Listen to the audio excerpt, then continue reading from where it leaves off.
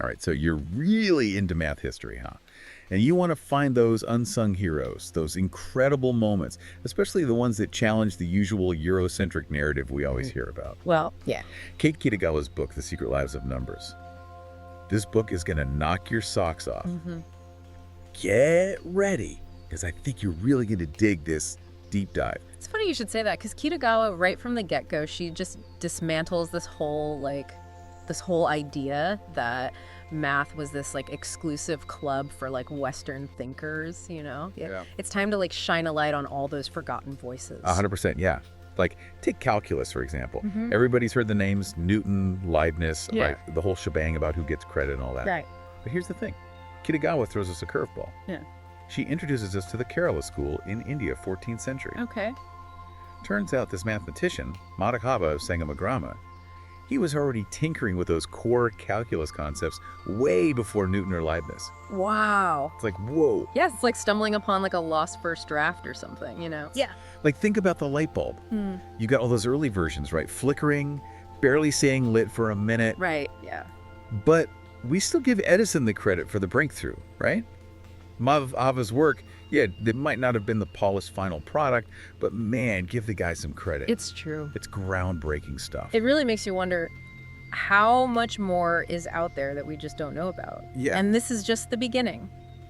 Kitagawa then takes us on a wild ride through ancient China. This is a period brimming with mathematical genius that often gets swept under the rug.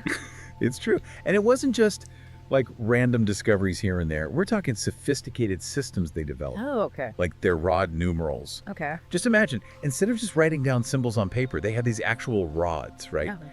And they would move them around, manipulate them to do calculations. They were even figuring out square roots, Yeah. tackling simultaneous equations, all with these rods. They were physically moving rods around to solve equations. How does that even... Okay, so picture this. They had these different colored rods, and each color represented a different value. Okay. They had this whole system for arranging them, right, to perform operations. Oh, wow. It was a very visual, very hands-on way of doing math. That's incredible. And here's the kicker. While the West was still trying to wrap their heads around negative numbers, ancient China, way ahead of the game. What? No way. Oh yeah, black rods for positive, red rods for negative.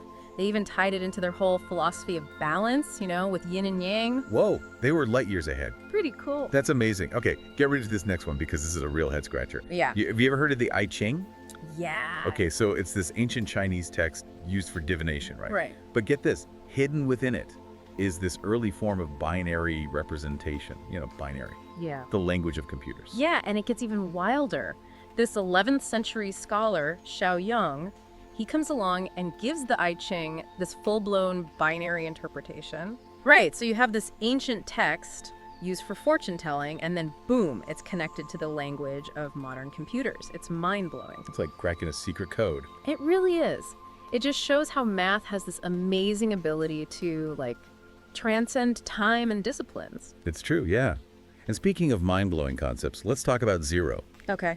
Zero. I mean, it seems so simple, so obvious now, but trust me, this little number was a total game changer in the world of math. It really was. It's one of those things that seems so basic now, but it was a huge conceptual leap. Right. Kitagawa even mentions how even today, kids still have a hard time grasping the idea of zero. It's true, yeah. It's a surprisingly tricky concept. It's so interesting, and it makes you realize just how much our brains have evolved alongside these mathematical ideas, Yeah, absolutely. So you're thinking, if kids today still struggle with it, how did ancient civilizations even function without a concept of zero? Exactly. Well, it turns out that early number systems, like the Babylonians had, they didn't really have a symbol for zero. They didn't. No. They had workarounds, like placeholder symbols, but it wasn't the same as having a number that represented nothing. Interesting. So they could kind of sort of work around it, but they didn't actually have zero. Exactly. It's like their brains were wired for something being there, not for the absence of something. That makes sense. Right. But then, gradually, the concept of zero as we know it started to emerge, like a dot symbol in India during the Gupta era. Okay. And then there's this whole other mystery surrounding this ancient Indian text called the Bakshali manuscript. Some historians think it might contain an even earlier version of zero, but it's still up for debate. Wow, so even the story of Zero is full of twists and turns. It's like a detective story, but with numbers. It really is. And it just goes to show how much we're still uncovering about the history of math. Totally. Okay, so far we've busted some myths about where math came from, explored the mysterious origins of Zero, but there's another assumption that Kitagawa tackles head-on: the role of women in math. Right. You might be thinking, wait, were there even women in math back then? And the answer is a resounding yes. Oh, absolutely. And their contributions have often been overlooked or even deliberately erased. That's true. But Kitagawa, she brings their stories back into the light. Like, for instance, Hypatia of Alexandria.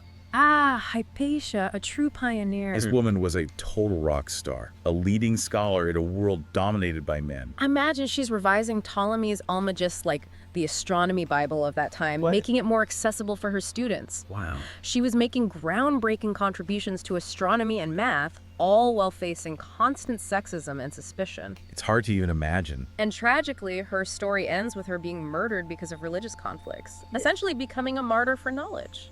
That's heartbreaking. But what a powerful story. It is, and she's not alone. There's Sophie Germain, a brilliant French mathematician. Right. She had to use a male pen name, can you believe that? Just to get her work taken seriously, because back then, women in math, unthinkable. It's unbelievable the hurdles they had to overcome. Exactly. And then there's Sophie Kowalewski, Yeah. a pioneer in mathematical physics, but she had to fight tooth and nail just to become a professor at a time when women were completely shut out of academia. It's mind-boggling, really. Yeah. These women were making significant contributions, pushing boundaries, yet they had to jump through all these hoops just to be heard. It's a reminder that the history of math is not just a straight line of progress, you know?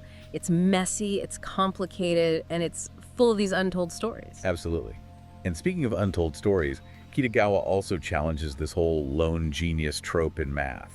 You know, this myth of the solitary figure toiling away in isolation, and then boom, eureka moment. Yeah, the lone genius myth, it's a good story, but it's rarely how it actually happens. Exactly. So much of scientific and mathematical advancement comes from collaboration, from the sharing of ideas. Absolutely. And Kitagawa gives us a perfect example of this with the House of Wisdom in Baghdad. Oh, yes. Tell me more about that. Okay, so imagine this. Baghdad, 9th century. This is the heart of the Islamic Golden Age. And right in the middle of it is this incredible center of learning, the House of Wisdom scholars from all over the world, Christians, Jews, Muslims, all working side by side, sharing their knowledge, building upon each other's work. Wow. Like a melting pot of ideas. Exactly. They weren't just preserving old knowledge, they were creating new knowledge. They were translating classic texts from Greek, Indian, and Persian scholars, and then building upon them, pushing the boundaries of mathematics, astronomy, medicine, you name it. It sounds like the original Silicon Valley, but for knowledge. Right, this vibrant hub of intellectual exchange, and it played a pivotal role in shaping the course of scientific and mathematical thought for centuries to come. It really was like a wellspring of innovation. It's amazing to think how these periods of like intense collaboration can lead to those huge leaps forward in knowledge. You know? Oh, absolutely. But going back to the House of Wisdom, were there any like standout figures from that era, from that group? Oh, tons. But one name that immediately comes to mind is Al-Khwarizmi. He was this Persian mathematician, just brilliant. And he did some seriously groundbreaking work, like, you know, the decimal number system, the one we use every single day. Yeah. That's thanks to him. He introduced that to the world. Get out. I had no idea. Yep, we owe him a huge debt of gratitude. And that's not even all. He also gave us the concept of algorithms. With algorithms, like the things that power like everything these days, like our phones, computers, the whole digital world, those algorithms. The very same. Of course, back in the 9th century, Al-Khwarizmi probably wasn't picturing, you know, smartphones or anything. Right. But his work laid the foundation for this incredibly powerful way of solving problems, breaking them down into those step-by-step procedures. That is wild. To think that the roots of our digital age go all the way back to 9th century Baghdad. It's mind-blowing, right? And it just goes to show you, math history, it's not linear, it's not isolated. It's a web. It's interconnected. These ideas, they travel, they cross-pollinate, they evolve across time periods and cultures, often in the most unexpected ways. It's true. So we've seen this pattern emerge again and again. The sharing of knowledge, collaboration, it's like this key ingredient for these big breakthroughs. Without a doubt. It makes you wonder, what other hidden connections are we missing? Like, what else is out there? It's a question worth pondering. And Kitagawa, she doesn't let us forget that these advancements, they weren't all just theoretical, you know?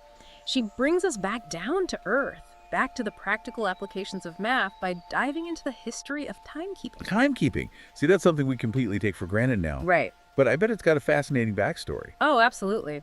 From the simplest sundials to the mind-boggling precision of atomic clocks, humanity has always been obsessed with measuring time. It's true.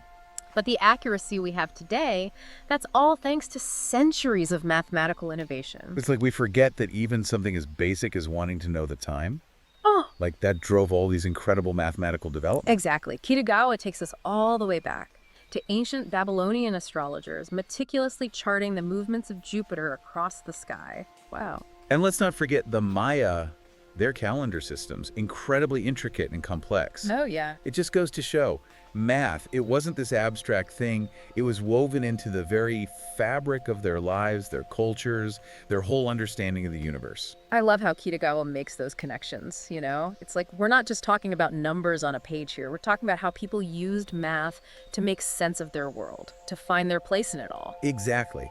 It reminds us that math is ultimately a human endeavor, driven by our curiosity, our desire to understand, our need to solve problems, and what's more human than the need to measure time? It's true. So we've gone from tracking planets to these elaborate calendar systems. We see this human urge to measure, to make sense of time. Where does the story lead us next? Well, the invention of mechanical clocks, that was a major turning point. Okay. We go from water clocks to pendulums, each iteration bringing us closer and closer to the incredibly precise timepieces we have today. It's a long road. It is, and every step of the way, Yeah. math is the driving force. Wow. It makes you appreciate just how much complexity goes into something we take for granted every single day. Absolutely. Speaking of complexity, can we circle back to zero for a second? For sure. We talked about how it kind of showed up late to the party in math history. Yeah. And it still blows my mind that something so fundamental took so long to, become a thing. Can you unpack that a bit more? It is strange, isn't it? Kitagawa actually uses this really relatable example. Okay. About how kids, even today, can struggle to grasp the concept of zero. Right. She points out that a lot of early number systems, like the one used by the Babylonians, they didn't actually have a symbol for zero. They used a placeholder, but not zero itself.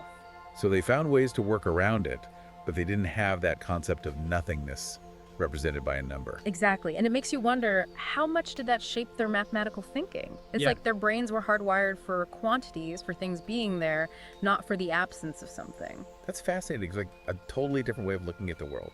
Right. But even early Indian number systems, they didn't have a true zero for a long time. Really? It gradually emerged, starting as a dot symbol during the Gupta era, but it took a while for it to be widely adopted. Interesting. And then there's that whole mystery surrounding the Bakhshali manuscript, remember? Some scholars think it could hold an even earlier version of zero, which would push its origins back even further, but it's still being debated.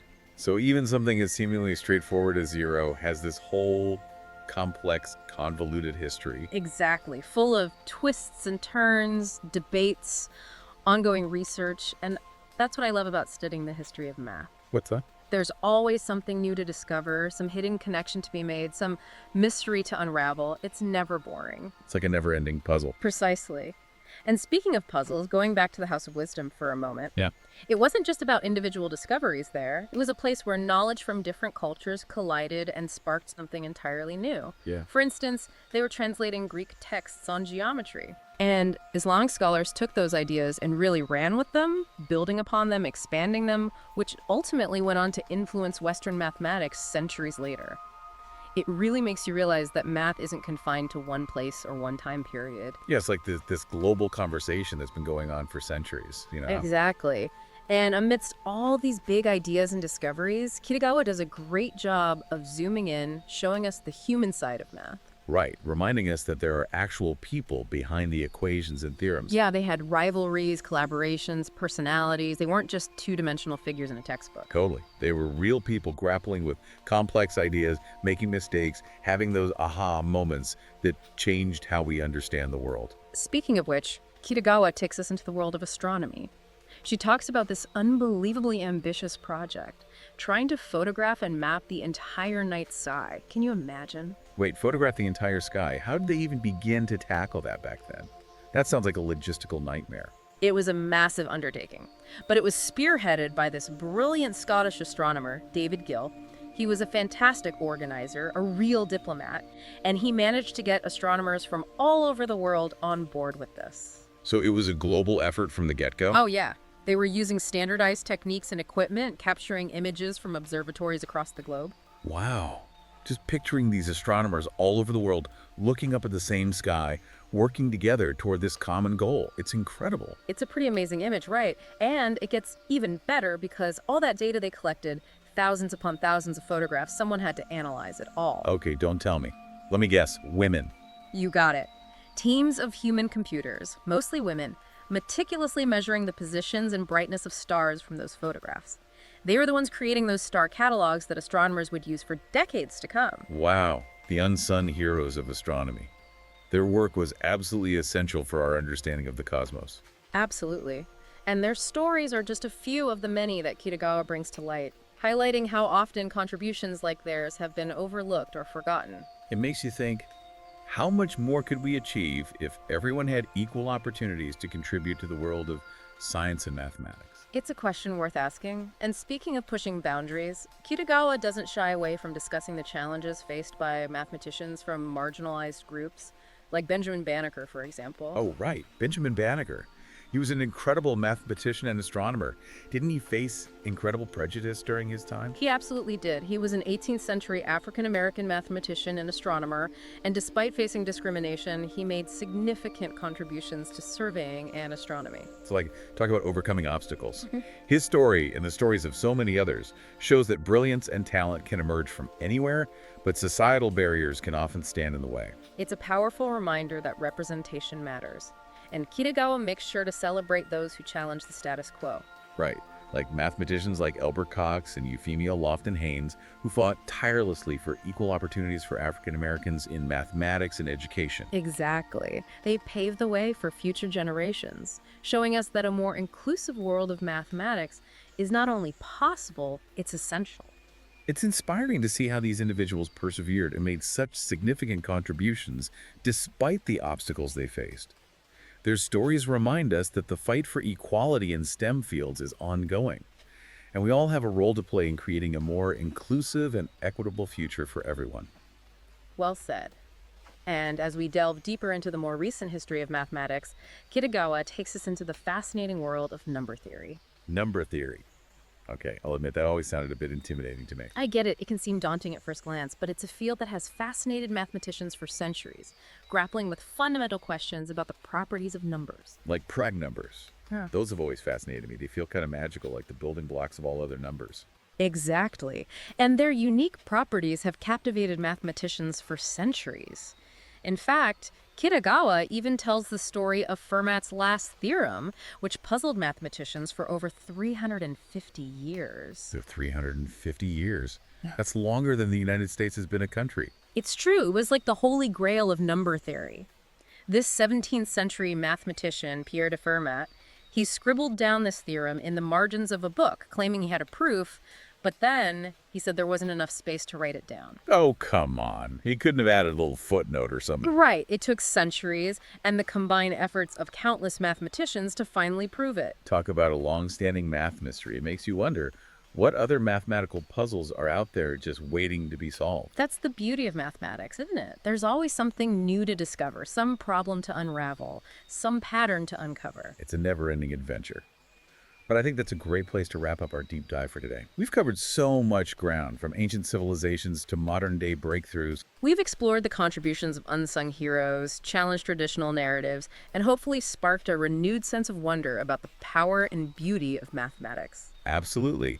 So to our listeners, we hope you've enjoyed this journey through the secret lives of numbers. Keep those brains buzzing, keep exploring, and never stop questioning. Because the world of math is vast and full of incredible surprises just waiting to be uncovered.